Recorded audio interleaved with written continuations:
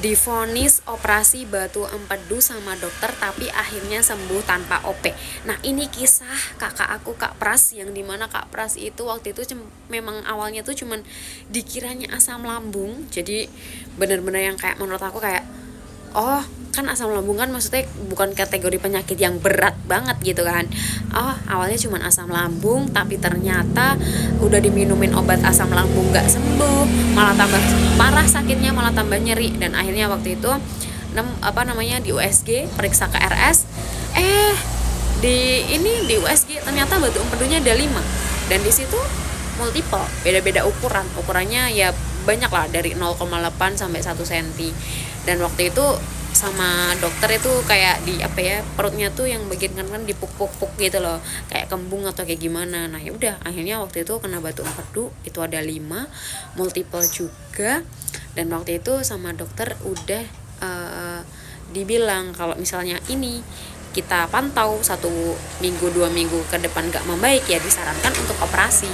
Dan waktu itu karena Kak Pras itu jujur takut banget sama OP, karena memang ya takut lah misalkan baratnya kayak kita hari ini periksa terus besok pagi udah dibilangin besok harus OP ya, itu kan takut nggak sih, kayak kepikiran dan lain sebagainya. Dan untungnya waktu itu nemu sama herbal Cina.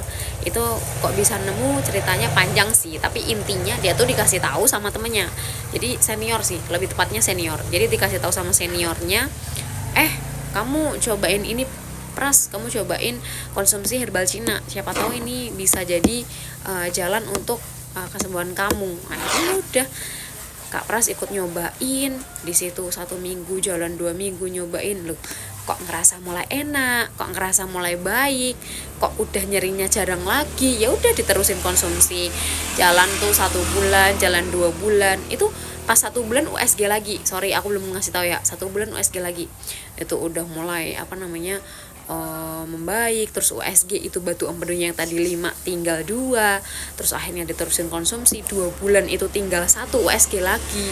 Terus akhirnya diterusin lagi konsumsi itu di 3 bulan itu kemarin habis USG, batu empedunya benar-benar udah nggak ada, udah hilang. Ini sih yang menurut aku kayak, oh ternyata bisa ya batu empedu tuh hilang tanpa OP. Kukira semuanya harus OP, ternyata enggak.